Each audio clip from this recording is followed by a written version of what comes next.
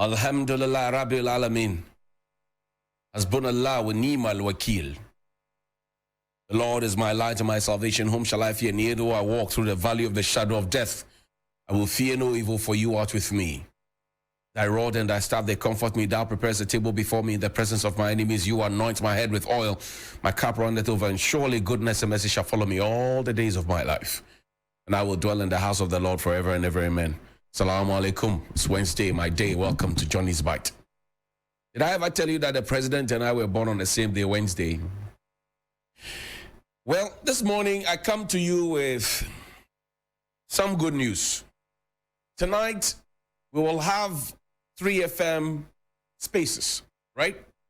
And we're asking the question, what is wrong with you young Ghanaians? What is wrong with you, young Ghanaians? It's between 7 and 9 p.m. And you want to tune in because we have Helena Piampo for myself and William Asiedu, Amayal Deborah, Nanefwa, Sewa, Aduse, Clemento Suarez, Mobareka Udu, Chief Momen, Nana Sase, Sewa Photography, Kofi, and Sam, Dr. Abdul Samed Muntaka, and you. So we're going to do this nice and easy, 7 p.m. to 9 p.m. You don't want to miss it. We're asking the question, what is wrong with you, young Ghanaians? Because it does appear that whatever we do, the elders think that we are not qualified enough. They think that we are not wise enough. They think that we are not doing enough. They think that we are lazy and all of that. So we want to do a self-introspection today. What is wrong with you, young Ghanaians? That's the first one. The good news I also have for you is that the Tamale Airport, the Tamale International Airport, which will also give our brothers up north an opportunity to travel directly to the Sahel and many other places, yesterday was opened. And it was a beautiful, beautiful facility, if you ask me. Very beautiful Tamale International Airport. The last time I was in Tamale was around 2018 when I went there with Nana Yawase Dako of the Green Republic. We went to plant trees around the Young and Sang area. And that's why I always ask the government, where are the trees you planted? Because we planted the trees are there. They are engineering rain and all of that. But this is the Tamale International Airport, a beautiful facility, if you ask me. And congratulations, the proponents of this, and the sword was cut. We kept the pressure on. We kept asking the questions, and today it is here, and it's there for all of us. It will rake in revenue. It will make sure that we're all happy, sound, and everything is okay. And then the country is making progress. People come here. They have a good story to tell. It will open up the northern region, tourism, and business, foreign direct investment, and all of that. And that's what we're looking for. Because I particularly, having traveled to different portions of different parts of the north, I always come back home very disappointed because I see the vast land. You talk to the people of the north, you see their intellectual capacity and their willingness to work. You talk to them and you see that these are very creative people. But then again, there's a sharp divide between the north and the south. And I think that the situation of this Tamale International Airport will change the narrative, because now people can fly directly there.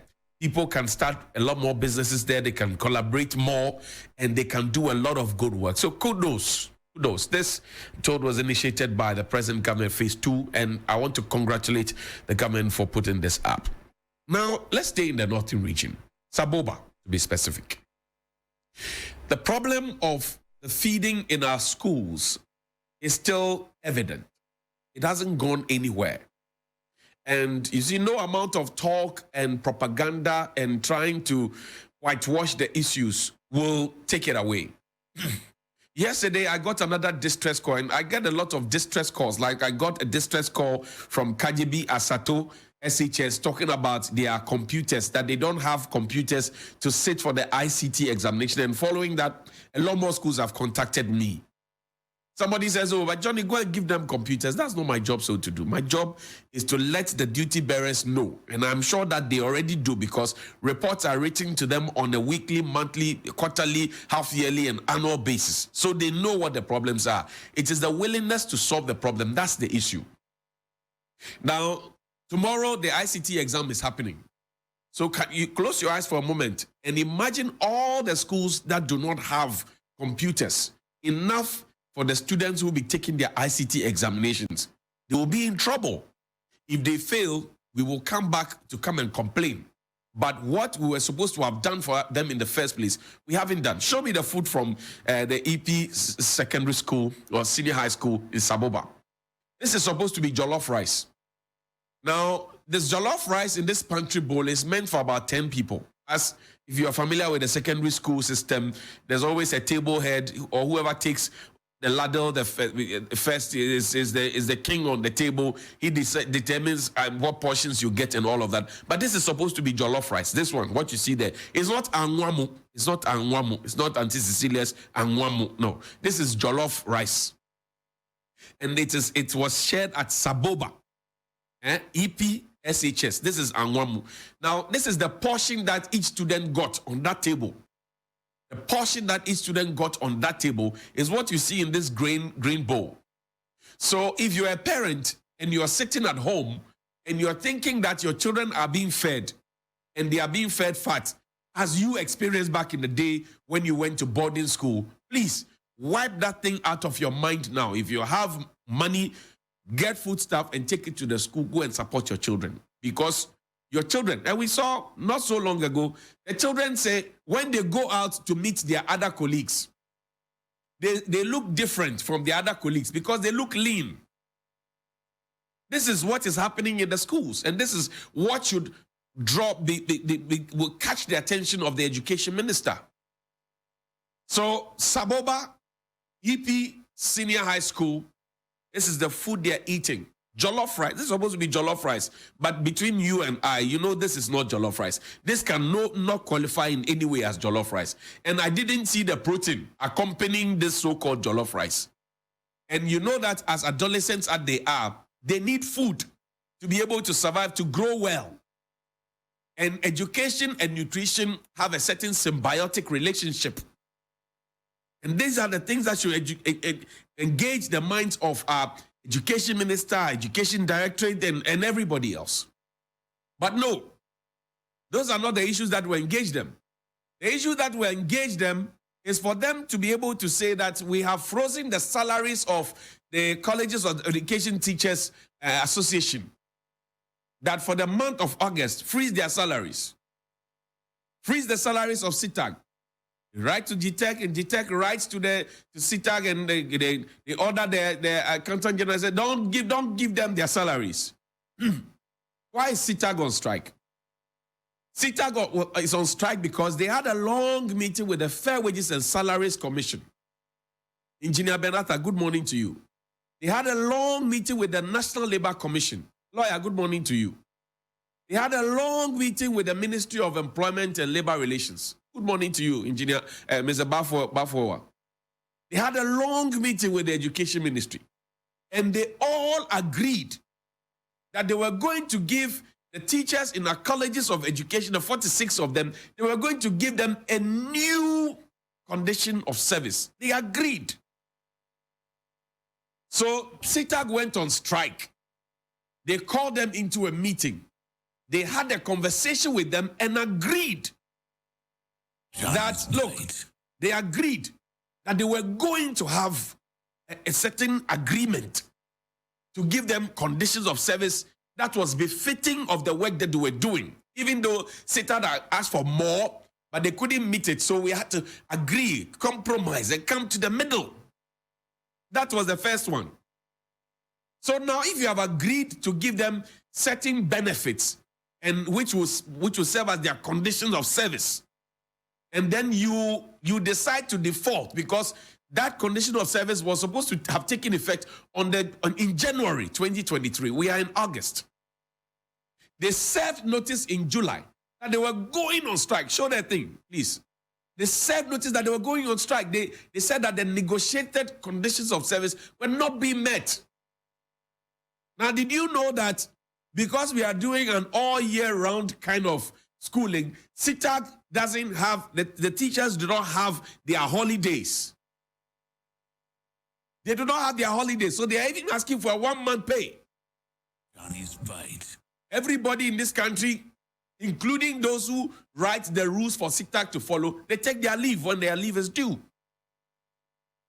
So how did they get to SITAG? And then we say, oh, you work all year through.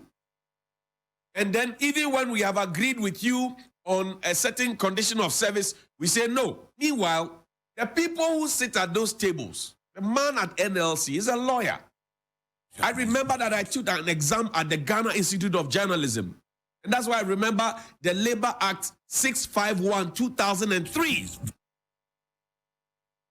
I took an exam. I aced it.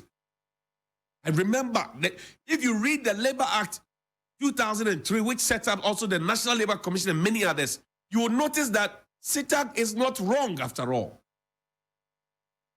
And then the NLC says, oh, I'm giving government an ultimatum, go and fulfill the conditions SITAG gives, so I'm giving you, stop the strike. Boss, they will not take you serious because there's a certain trajectory. When you put people in a room and they agree on something, and then one party defaults, you don't put all of them together and start equating. You call the party that is defaulting, and in most cases, it is government. They agree with the people. They try to pitch the striking lecturers or whatever it is against the public, and they tell them that, oh, they put emotions in there. And then when they default, you don't hold government accountable. You start holding the people who are being oppressed accountable. That's why they will not take your word for it. I'm sorry. How do we agree on the conditions of service? Government has defaulted on the conditions of service. And the minister has the effrontery to say, cut their salaries, freeze their salaries. In the meantime, that same minister, show me the photo with him and Dr. Baumia smiling. And somebody mentioned to me that the minister wants to be vice president. Johnnies. If Dr. Baumia becomes flag bearer, he wants to be the candidate. I'm told that he's going head to head with Dr. Matthew Poku Prempe. This is our Minister for Education. He is supposed to be in the office to be working. The basis for which he asked GTEC to freeze the salaries of SITAG is because they were not there to work when they were expected to have been at work to be delivering on what their mandate is. So I asked the minister, for all the time that he followed Dr. Baumia to go and campaign, will it be fair for us to ask for his salaries for those days to be frozen? Will it be fair? Because that is the principle he is putting on SITAG. He is putting that principle on SITAG. So will it be fair if we also ask the minister that Mr. Minister, Dr. Yawedu Chum, MP for Bosumchi, man who is eyeing the position of the vice president according to his own party people, will it be fair just to treat him the same way he's trying to treat the SITAG people? And you have heard the SITAG people, they say they are not perturbed because you agreed with them on the conditions of service. Your job is to make sure that they are paid what is due them. Equity, justice. But no, we won't do that. We want to show muscle and power. And that's how we have treated Fix the Country. Now it is all over in our faces. We have to start tackling the root cause. The root cause of the issues and not the peripheral issues. This is the main issue. All the colleges of education, those who train your teachers, they say they are on strike. And their demand is very simple and clear. You agreed with them. You have not paid them. They say, give us our money. You say, we won't give you, and we will also freeze your salaries. How does that happen? And you don't know that this has political effects. How does that happen? So I'm asking the simple question. SITAG didn't go to the classroom. That's fair. You are going to freeze their salaries, or you are frozen their salaries for August. That's okay. You were also not in your office. I've shown a photo where you were with Dr. Baumia on the campaign trail. On those days, should we deduct from your salary? And should we extend that to all the people who are following the various presidential candidates around who have appointments in government? Should we be deducting from their salaries? He's right. Ajana 1, Ajana 2. If you can't apply the rule to yourself, don't institute it. And don't let it appear as if you are instituting the rule because you are in a position of power and you can oppress and suppress the people even though you have not stuck by the negotiated agreements that you had with them. It's only fair. It's only fair. And this is also corruption. Because Honorable Yasafu Mafo is now complaining about corruption. He is the lead presidential advisor, senior presidential advisor. He says that we are 72% Christians, yet corruption growing from bad to worse. Now who calls him? Johnny's bite. The battle is the Lord's. He's worried about corruption, rightly so.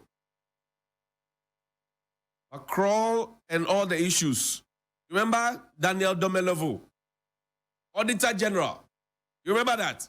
How he was pushed out. Why was he pushed out? Kroll. You remember Kroll? K-R-O-L-L. Just Google it and read about it. Were there insinuations of corruption in there? Because this sounds like you're preaching to the Pope. You're preaching to the Archbishop of Canterbury. Yes, it's good to talk about corruption, but you see, this is the same posture that the Minister for Foreign Affairs took when she went to her own ministry. And yesterday I asked a question. The agencies are withdrawing their people. Is she withdrawing her people too from the Foreign Affairs Ministry? Johnny's bite. I say if you are not able to do anything to make certain changes, then Christianity itself has a problem in terms of making our words work. Johnny's yesterday I played for you Prophet Dr. Kofi Odro's video. And I said that he sounds like the lone voice in the wilderness who is saying, "Thus says the Lord." All the people who are involved in Galamsey, in many other things, they attend churches. We know where they attend their churches. They sit in front of pastors and priests. Sometimes they are made chairman of harvest and the rest. Nobody is able to preach to them to say, "Jaisaya no akaohu." Johnny's bite. Nobody is able to look them in the face and tell them that you are the problem. Nobody is able to look them in the face. So when you come to make such a blanket statement that we are 72% Christian and that corruption is thriving because right at your very doorstep, Mr. Yasafu Mafu, things have happened. Right at your very doorstep, things have come up. Right at your very doorstep. How have you dealt with those issues? It's a question. So I would take this with a pinch of salt. The reality. But I'll take it with a pinch of salt because we have had ministers in this country who go to the vetting table, they pick the Bible or the crucifix, they swear by it, they sit down, the first thing they say is a lie. Johnny's bite. We have meetings in this country. We meet and then we say an opening prayer. We invoke God. The first things we say are lies. Johnny's bite. So now who calls them? The people are fast learning from you, the leaders. Then when you finish, you come and say the youth are lazy. The youth do not like to work. If whatever you're lending to me at the bank hits a certain percentage that I can't pay, how do you expect me to go and take a loan facility so that I work for the bank? And in speaking of the bank, that's my final thing. Have you ever, you who is defending everything, including what's happening at the Bank of Ghana, have you ever seen any job vacancy announcement from the Bank of Ghana before? I'm asking you. Bite. Job vacancy, Bank of Ghana. Have you seen it before? The Bank of Ghana says, "Oh, we need 10 people to come and do so. Have you seen some before from the Bank of Ghana? You're busy defending the Bank of Ghana. You're busy. You are Sergio Ramos. You're busy defending the Bank of... Have you ever seen any job vacancy from the Bank of Ghana? Yeah, people work at the Bank of Ghana. People retire at the Bank of Ghana. People retire. People are replaced. Have you seen job vacancy from the Bank of Ghana before? You should ask yourself, have you seen it before? Now think about it slowly and start thinking, because even the lowest at the Bank of Ghana, per some information that I have now, 6,000, that's what the lowest for the last month. You are taking 200,000 the rest at the Bank of Ghana. You are here defending. And you have a degree. You are at home. You are still sharing bread with your mother. Johnny's bite. You are still using 2 Ghana cedis data to defend everything that is wrong. Johnny's bite. Your mother's electricity or water bill will go up on 1st July, 1st September. You won't pay some. You don't pay rent. Johnny's You have no responsibility, but you will defend everything. So I ask you, you need a job. If the Bank of Ghana had given out opportunity to say job vacancy, come and apply, I'm sure you would have applied. But have you seen that job vacancy being announced before? Think about it deeply. Good morning. Guys.